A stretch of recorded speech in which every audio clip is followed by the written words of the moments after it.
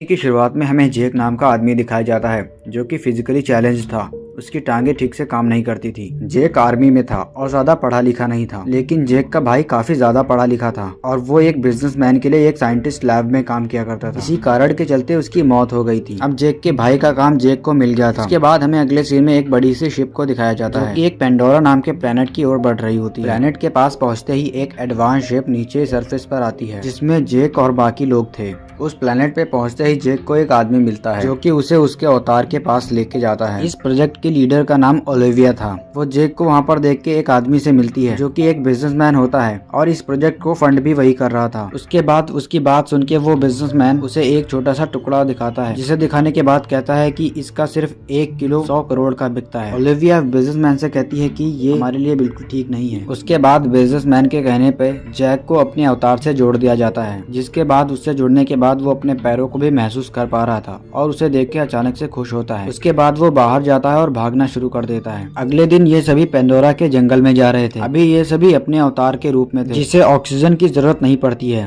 क्योंकि इस प्लेनेट पे ऑक्सीजन नहीं थी, इसीलिए इंसान इस प्लेनेट पे ज्यादा देर जिंदा नहीं रह सकते। वहाँ इन्हें काफी बड़े बड़े क्रीचर्स दिखते हैं। कुछ देर बाद ये सरफेस पे लैंड करते हैं। इसके बाद वो रिसर्च के लिए इधर उधर जाने लगते हैं। जब ओलिविया और उसका साथी रिसर्च कर रहे थे तब जेक एक फूल के पास आके उसे छूने लगता है। उन फूलों के ठीक सामने एक बड़ा सा क्रिएचर होता है, जिसे देख के वो पहले तो डरता है लेकिन फिर हिम्मत दिखाता है। जिसके बाद वो क्रिएचर वहाँ से भाग जाता है। उसके ठीक बाद उसके पीछे एक खतरनाक क्रिएचर आ जाता है। वो तीनों जैसे ही उस खतरनाक क्रिएचर को देखते हैं तो भागने लगते हैं। ओलिविया और उसका साथी तो भागते भागते हेलीकॉप्टर तक पहुंच जाते हैं, लेकिन जेक भागते भागते एक झरने में गिर जाता है। जिसके बाद वो वहाँ से बच तो जाता है लेकिन वो हेलीकॉप्टर तक नहीं पहुँच पाता। उसके बाद जेक जंगल में लकड़ी से एक औजार बनाता है। अभी जेक पर एक नेवी जिसका नाम नाइटीरी होता है वो उस पर नजर रख रही होती है और उसे मारने वाली होती है। तभी एक फूल आके नाइटीरी के तीर पे आके बैठ जाता है, जिसके बाद नाइटीरी उसे नहीं मारती। इधर ओलिविया और उसके साथी हेलीकॉप्टर से ऊपर से जेक को ढूंढ रहे होते हैं, लेकिन उन्हें जेक कहीं भी नजर नहीं आता। ओलिविया को लग रहा था कि जेक शायद मारा गया होगा, इसीलिए वो वापस हब की तरफ मुड़ जाती हैं। कुछ देर बाद रात हो गई थी। जेक खतरनाक कुत्तों जैसे दिखने वाले क्रिएचर्स से घिर चुका था। अपना बचाव करने के लिए वो आग जलाता है, लेकिन जिसका कोई खास फायदा नहीं होता। तभी नाइटेरी आके उन जानवरों को मार देती है और जेक को बचा लेती है, लेकिन वो जेक पे काफी गुस्सा करती है और उसे बच्चा बोलती है क्योंकि उसकी वजह से उसने अपने जानवरों को मार दिया था।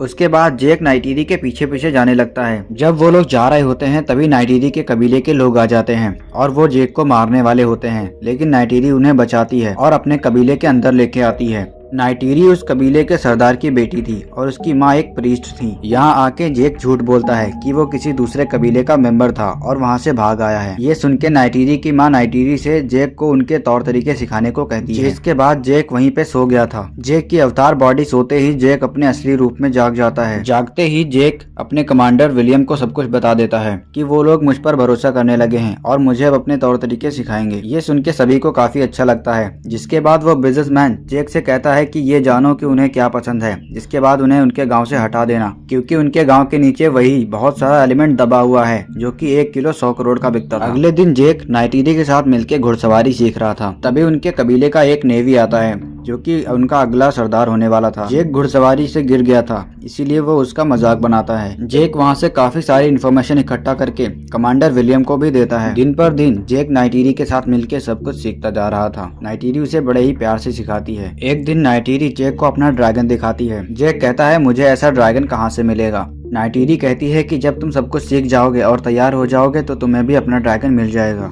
कुछ दिनों बाद जेक तैयार हो गया था, जिसके बाद नाइटीरी, जेक और उसके कबीले के कुछ और लोग एक ऊंची सी पहाड़ी के ऊपर जाते हैं जहां पर कई सारे ड्रैगन्स थे। जेक को देख के कुछ ड्रैगन उड़ जाते हैं, लेकिन एक ड्रैगन जेक को देख के नहीं उड़ता। जेक उस ड्रैगन पे काबू पाने की कोशिश करने लगता है और कुछ देर की मशक्कत के बाद वो उस पे काबू पा लेता है। शुरू में तो वो उस पे ठीक से उड़ नहीं पा रहा होता है, लेकिन बाद में वो उड़ना भी सीख जाता है। एक दिन जेक और नाइटीरी शिकार करने के बाद ऐसे ही मजे से उड़ रहे थे, तभी उनके पीछे एक ऑरेंज कलर का ड्रैगन पड़ जाता है जो कि साइज में काफी बड़ा और खतरनाक था।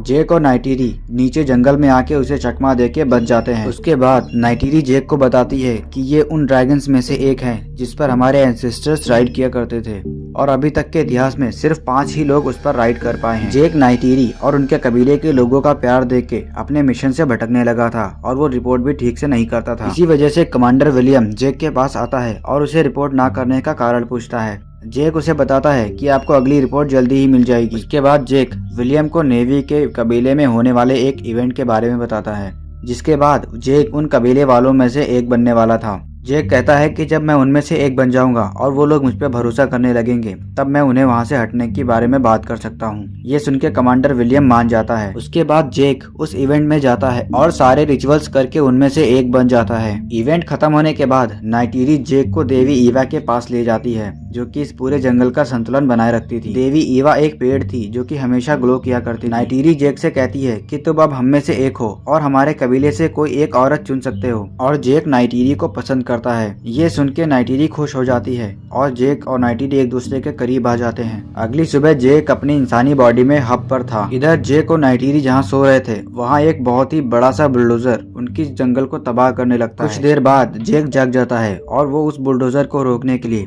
उसके कैमरास को तोड़ देता है, जिससे विलियम उसे कंट्रोल करवा रहा था। ये देख के विलियम को उस पर काफी गुस्सा आता है और वो जेक का कनेक्शन तोड़ने वाला होता है। इधर जेक जब सबको सच्चाई बताने वाला होता है, तभी उसका कनेक्शन टूट जाता है और उसका अवतार बॉडी वहीं पर गिर जाती है। विलियम जेक और ओलिविया को मेन हब पर लेके आता है, जहां ओलिविया बिजनेसमैन को समझाने की कोशिश करती है कि वो उनको ना मारे और उनका गांव तबाह ना करे। कुछ देर बाद विलियम उन सभी पर फाइटर जेट्स और हेलीकॉप्टर्स से हमला करने वाला था। ये सुन के जेक और ओलिविया बिजनेसमैन के पास आते हैं और उन्हें एक आखिरी बार नेवी के पास भेजने की बात करते हैं, ताकि वो उन्हें समझाकर वहां से हटा सकें। ये सुन के बिजनेसमैन भी उनकी बात मान लेता है और उन्हें एक आखिरी बार वहां पे भेज देता है। जेक उनके पास जाके सब कुछ सच सच बता देता है कि उन लोगों ने ही मुझे भेजा था, मैं किसी कबीले से नहीं आया था, इसीलिए वो तुम पे हमला करने वाले हैं और तुम्हें यहाँ से जाना होगा। ये सुन के नाइटिरी उससे कहती है कि तुमने मुझे धोखा दिया है, और उन्हें बंदी बना के मारने वाले होते हैं। तभी विलियम अपने हथियार बंद जहाजों को लेकर उनके पास पहुंच जाता है और उन पे गैस छोड़ने लगता है। वो बेचारे नेवी भी उन पर तीरों और अपने भालों से हमला करने लगते हैं, लेकिन इतने मजबूत फाइटर जेट से उनके तीरों और भालों का क्या असर पड़ता। उनके तीर कमांड का हमला देख के विलियम को गुस्सा आ जाता है, जिसके बाद वो बॉम्ब चलाने का ऑर्डर दे देता है। कुछ ही देर में खूबसूरत जंगल का नक्शा ही बदल गया था। नाइटिरी की माँ जेक के पास आती है और उससे मदद करने को कहती है। विलियम के पावरफुल मिसाइल्स ने उनके एक पवित्र पेड़ को गिरा दिया था। विलियम यहाँ सिर्फ उन्हें सबक सिखाने आया था, इसीलिए वो पेड़ गिराने के बाद अपने लोगों को वापस मुड़ने को कहता है। इधर नाइटिरी के बाबा भी मारे गए थे, यानी उस कबीले के सरदार।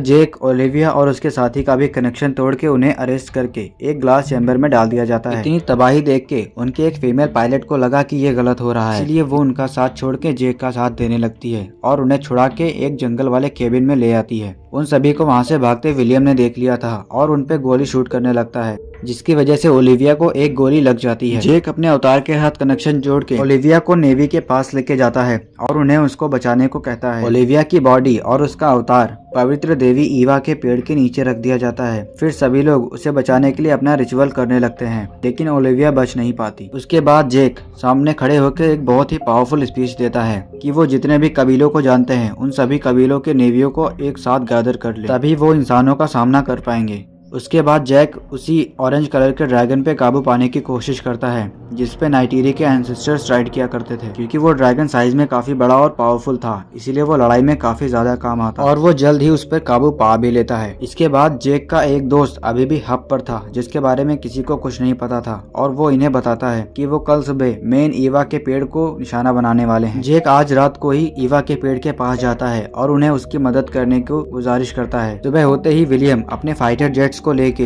पवित्र ईवा पेड़ के पास पहुंच रहा था। इधर जैक भी सभी कबीलों के लोगों को लेके मैदान में उतर चुका था। ये लोग तादाद में काफी ज्यादा थे, यानी क्वांटिटी में। इसके कुछ ही देर बाद इन दोनों के बीच लड़ाई होना शुरू हो जाती है, जिसके बाद काफी सारे नेवी मारे जाने लगते हैं, क्योंकि उनके पास सिर्फ तीर और कमान थे, जबकि विलियम के पास काफी एडवांस वेपन थे। जेक का साथ वो पायलट भी देने लगती है, लेकिन वो भी इस लड़ाई में मारी जाती है। अपने लोगों को मरता देख के वो नेवी भी काफी गुस्से में आके इंसानों पे हमला करने लगता है, जो कि इनका होने वाला सरदार बनने वाला था, लेकिन ये लोग उसे भी मार देते हैं। इधर ये लोग ईवा के पेड़ पे बहुत सारे बॉम्ब्स गिराने वाले होते हैं। अभी जैक आके इनके ही ऊपर बॉम्ब्स डाल देता है, जिससे उस शिप के थ्रस्टर्स ब्लास्ट हो जाने की वजह से वो बॉम्ब शिप में ही ब्लास्ट हो जाते हैं। विलियम के जेट्स पहले तो नेवी पर काफी भारी पड़ रहे होते हैं, लेकिन देवी ईवा ने जैक की दुआ कबूल कर ली थी, और तभी जंगल के सारे जानवर इंसानों पर हमला करना शुरू कर देते हैं, जिसके बाद तो वो इनका बुरा हाल कर देते हैं। इधर विलियम का जेट तबाह हो गया था, लेकिन वो मशीनी सूट पहन के बाहर आ जाता है। तभी विलियम को वो चेम्बर दिख जाता है, जिसमें जेक और उसके अवतार का कनेक्शन जुड़ा हुआ था। वो जेक को मार देना चाहता था,